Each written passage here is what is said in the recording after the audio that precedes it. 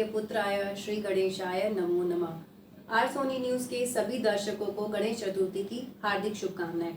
गणेश चतुर्थी का पर्व भाद्रपद मास के शुक्ल पक्ष की चतुर्थी तिथि को मनाया जाता है।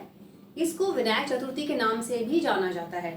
वैसे तो यह पर्व पूरे भारतवर्ष में हर्षोल्लास से मनाया जाता है, परंतु महाराष्ट्र में इसकी एक विशेष ही धूम देखने को मिलती है। गणेश चतुर्थी के दिन 10 दिन तक लोग अपने अपने घरों में गणेश जी को लाते हैं, उनकी स्थापना करते हैं और पूरे परिवार सहित उनकी पूजा अर्चना करते हैं। इस पर्व को गणेश जी के जन्म दिवस के रूप में मनाया जाता है। शिव पुराण में लिखी कथा अनुसार एक बार माँ अपने शरीर पर हल्दी का लेप लगाती हैं और जब उसे उतारती हैं तो उससे एक बालक का निर्माण करती हैं और उसमें प्राण डाल देती हैं, जिससे कि विनायक का जन्म होता है और उसे आज्ञा देती हैं कि तुम द्वार पर बैठो, रक्षा करना, मैं स्नान के लिए जाती हूँ। थोड़ी ही देर में भगवान शंकर लौटते हैं और वो अंदर जाने के लिए उस बालक से बोलते हैं, परंतु वो बालक उन्हें भीतर प्रवेश करने से मना करता है। शिव जी के बहुत मनाने पर भी वह बालक नहीं मानता, तो शिव जी क्रोधित होकर त्रिशूल से उस बालक के सर को काट देते हैं। जैसे ही माँ पार्वती को पता चलता है, वह बहुत दुखी होती हैं, विलाप करती हैं और बहुत क्रोधित होती हैं। उनके इस क्रोध से चारों ओर जैसे प्रलय सा छाता है। उस प्रलय से बचने के लिए भगवान शंकर श्री विष्णु को उत्तर दिशा में भेजते हैं और ये कहते हैं कि जो प्राणी पहला मिले उसका मस्तक लेके आना। श्री विष्णु उत्तर दिशा में जाते हैं तो उन्हें पहला प्राणी गज मिलता है, वो गज का मस्तक लाते हैं। श्री भगवान शंकर उस गज के मस्तक को उस बालक के शरीर से जोड़ देते हैं और उसमें प्राण डाल देते हैं, जिससे कि उसको पुनः प्राण मिल जाते हैं। तो इसीलिए गणेश चतुर्थी से लेकर 10 दिन तक हम गणपति की पूजा आराधना करते हैं और 11वें दिन अनंत चतुर्दशी के दिन उनका विसर्जन किया जाता है। तो अभी हमने जाना कि इसका महत्व क्या है, क्यों इस त्योहार को मनाया जाता है। अब हम जानते हैं इसके मुहूर्त के बारे में।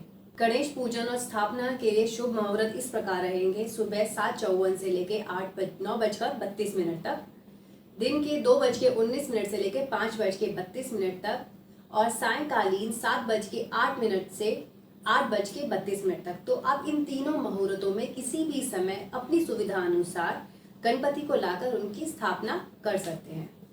तो अभी हमने जाना मुहूर्त के बारे में, अब हम इसकी पूजन विधि को जानते हैं। आपको करना इसमें ये है, गणपति को लाना है और एक लकड़ी के पटले पर लाल या पीला कपड़ा बिछाकर गणपति को स्थापित करना है। स्थापित करने के बाद आपको कलश की स्थापना करनी है। कलश की स्थापना के लिए आपने कलश में शुद्ध जल लेना है, थोड़ा सा उसमें गंगा जल, अक्षत और सुपारी डालना है। उसके बाद गणपति की पूजन के लिए आपको गणपति को तिलक लगाना है, अक्षत लगाना है, उनको फूल समर्पित करने हैं, दीपक जलाना है और उन्हें भोग, लड्डू या मोदक का भोग लगाना है। इसमें एक चीज का जरूर ध्यान रखिएगा कि गणेश जी को दुर्वा अति प्रिय है, तो दुर्वा जरूर चढ़ाएं उनको। गणेश चतुर्थी से शुरू होने वाले इस पर्व को 10 दिन तक मनाया जाता है और 11वें दिन अनंत चतुर्दशी पर गणपति जी का विसर्जन किया जाता है। तो क्यों किया जाता है विसर्जन, इसके पीछे की कथा हम जानते हैं।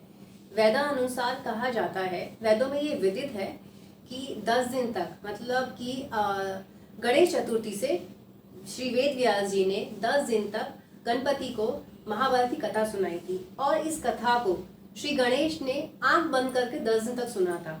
तो 11वें दिन उनके शरीर का तापमान काफी बढ़ गया था।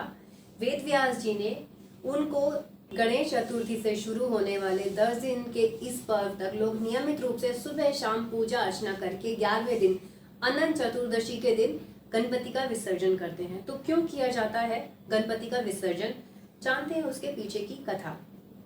वेदानुसार गणेश चतुर्थी के दिन वेद व्यास जी ने गणपति को महाभारत की कथा सुनानी शुरू की थी, जो कि 10 दिन तक चली थी और जिसे गणपति ने आंख बंद करके लगातार 10 दिन तक सुना था। 11वें दिन अनंत चतुर्दशी के दिन उनका शरीर का तापमान काफी बढ़ने लगा, तो वेद व्यास जी ने उन्हें गणपति को एक सरोवर में स्नान करवाया, उन पे मिट्टी का लेप किया, जिससे उनके शरीर का तापमान सामान्य हो गया। इसीलिए गणेश चतुर्थी के दिन इनको लाया जाता है, गणपति की स्थापना की जाती है और अनंत चतुर्दशी के दिन 11वें दिन इनको शीतल किया जाता है। तो अब मैं आपको बताती हूँ इस दिन किए जाने वाले विशेष उपाय। पहला उपाय आर्थिक समस्या से निवारण हेतु। इसमें आपको करना क्या है, गणेश चतुर्थी से लेकर अनंत चतुर्दशी तक आपको गणपति को देसी घी का दिया लगाना है और साथ ही साथ देसी घी का और गुड़ का भोग लगाना है और वो भोग बाद में गाय को खिलाना है। ऐसा जरूर करें, लाभ होगा।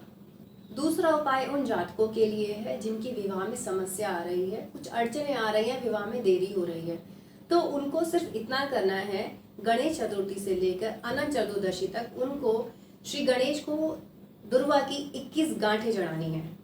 देखिए आपको शीघ्र ही शुभ समाचार मिलेगा।